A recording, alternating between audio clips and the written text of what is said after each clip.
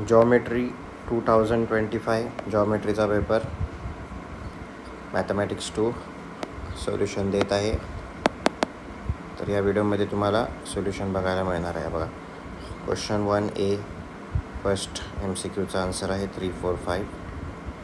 Next 130. मग distance from the origin काय असणार 5. ह्याचा आन्सर आहे 13.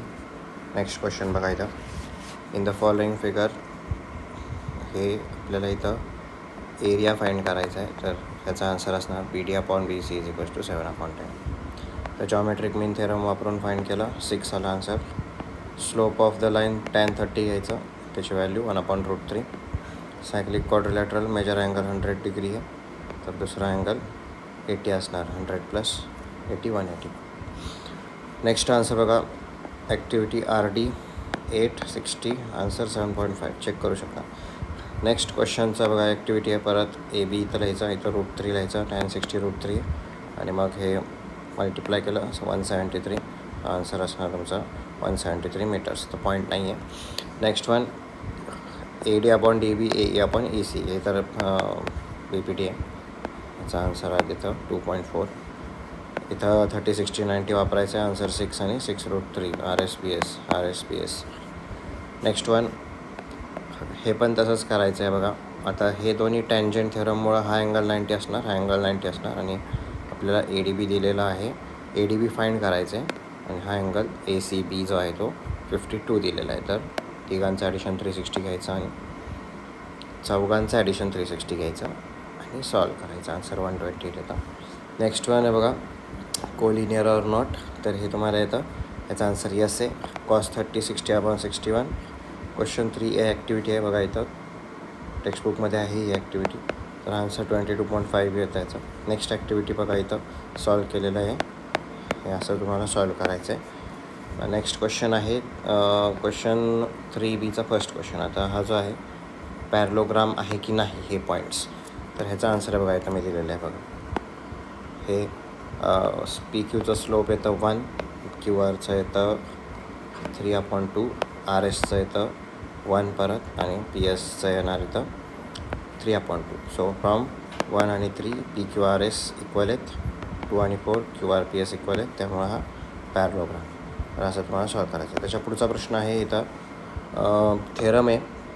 थेरम आपल्याला प्रूव्ह करायचं आहे की टँजंट्स जे आहेत ते इक्वल आहेत. तर त्यासाठी 2 ट्रायंगल्स घेतले, OAP आणि OBP. रेडियस सेम असणारे, रेडियाई सेम घेतलं, कॉमन साईड घ्यायची आणि हा अँगल जो आहे OAP आणि OBP हे काय असणार आहे 90 डिग्री.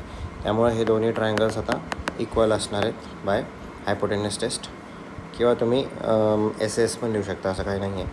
तर मग आता जर 2 ट्रायंगल्स कॉन्ग्रुएंट आहेत तर आपण या 2 टँजंट्सना पण कॉन्ग्रुएंट म्हणू शकतो by corresponding sides of congruent triangles. Next question जो आहे फोर्थ क्वेश्चन बघा, इथं हा होता, हाऊ मेनी सॉलिड सिलेंडर्स. तर हे कन्स्ट्रक्शन तुम्ही कसं करणार आहे बघा. कन्स्ट्रक्शन काय करायचं आहे, सोपं आहे. सर्कल ड्रॉ करायचं 4.1 सेंटीमीटरचं. इथं 4.1 घ्यायचं आणि सेंटरपासून आपल्याला पुढे एक्सटेंड करायचं 7.3 पर्यंत. मग इथून तुम्ही एक परपेंडिक्युलर लाईन ड्रॉ करायची आणि इथून हे डिस्टन्स घेऊन इथं 2 आर्क्स ड्रॉ करून हे असं ड्रॉ करायचं. तर हे खूप इझी आहे. नेक्स्ट क्वेश्चन जो आहे बघा, आता नेक्स्ट क्वेश्चन कसा करायचा आहे हा वाला. तर इथं how many solid cylinders of radius 10 centimetre, height 6 centimetre can be made. तर हा क्वेश्चन इथं मी सॉल्व केलेला आहे. इथं तर सॉलिड स्पेअरचं रेडियस दिलेलं आहे. सिलेंडरचा आपण R1 आणि H घेतला. Number of solid cylinder find करायचं असेल तर आपल्याला व्हॉल्यूम ऑफ स्पेअरला व्हॉल्यूम ऑफ सिलेंडरने डिवाईड करावं लागेल. तर 4/3 πr3 πr1² पाय कॅन्सल होणार. मग सबस्टिट्यूट केलं, याला सॉल्व केलं तर हे बघा, सॉल्व करणं खूप सोपं आहे, काहीच अवघड नाही आहे.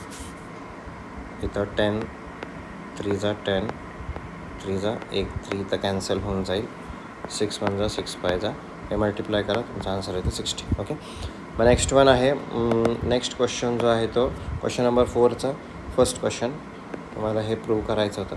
फर्स्टमध्ये एरिया ऑफ सिमिलर ट्रायंगल्स वापरून, हा एरिया ऑफ सिमिलर ट्रायंगल्सचा थेरम आहे. तो वापरून आपण इथं सॉल्व केलेला आहे. त्याचा आन्सर येतं 100 सेंटीमीटर स्क्वेअर. तर अशा प्रकारे तुम्हाला हा क्वेश्चन सॉल्व करायचा आहे. ह्याचा सेकंड पार्ट जो आहे तो हा आहे.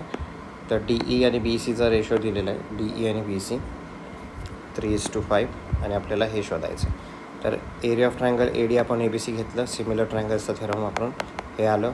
मग सबस्टिट्यूट केले व्हॅल्यूज सबस्टिट्यूट केल्यावरती इन्व्हर्टेंडो करून घ्यायचं. इन्व्हर्टेंडोने आन्सर हे येतं. मग डिव्हिडेंडो केलं. डिव्हिडेंडोचं तर तुम्हाला माहिती आहे, numerator minus denominator upon denominator. Value substitute केले, आन्सर आलं.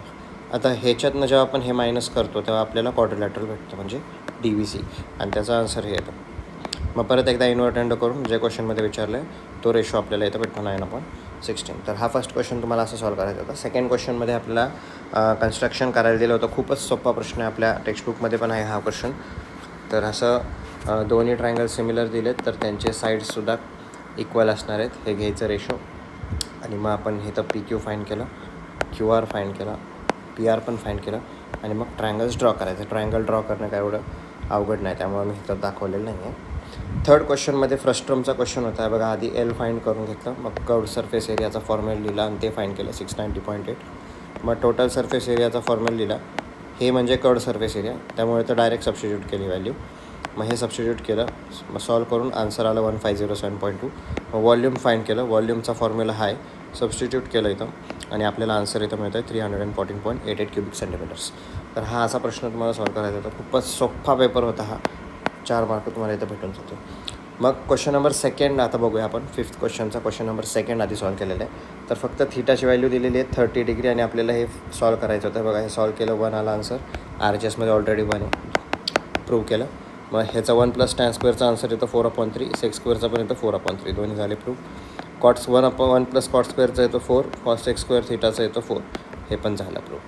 तर फर्स्ट क्वेश्चनमध्ये असं काही नव्हतं. फर्स्ट क्वेश्चनचा आन्सर जे आहे मी तुम्हाला दाखवतो. फर्स्ट क्वेश्चनचा आन्सर काय आहे, क्वेश्चन नंबर 5 फर्स्ट वन. हे बघा, तर BDचा आन्सर येतो 15 सेंटीमीटर आणि BXचा आन्सर येतो 9.6 सेंटीमीटर.